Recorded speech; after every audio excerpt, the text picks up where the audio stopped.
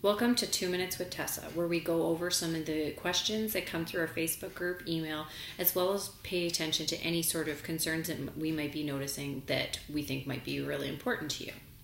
So today's question comes up in regards to the idea of trauma. So what is trauma and how do you heal from it?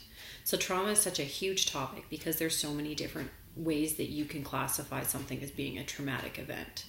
So we can have the very traditional senses in terms of things that would be actually a physical harm to your sense of self, where you feel like your life will be threatened.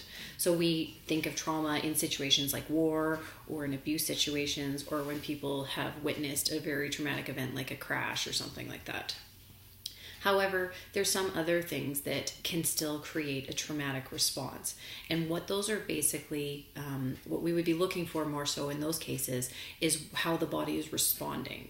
So we can have a sense that we are physically being threatened, even if there has not been a situation that would physically threaten our well-being. So what happens in those situations is that because we are higher order thinking with more frontal lobe than a lot of the other mammals, what happens is we can perceive threats, and in that perception our body starts to react in a way that creates a traumatic response.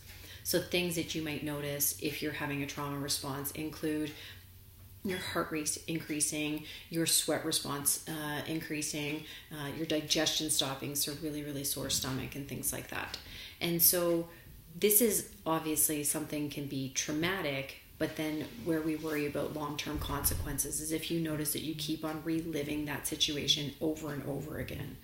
So if you're starting to notice that there's a consistent feeling that keeps on coming up in your body that feels like it's a trauma response, then regardless of whether or not you've ever been physically threatened, still understand that the best way to deal with it is to get your body on board first, to help your body know that the threat is no longer present. And so we can do that through breath work and grounding strategies, and then work through processing the event to be able to see what is going to help you successfully move through it.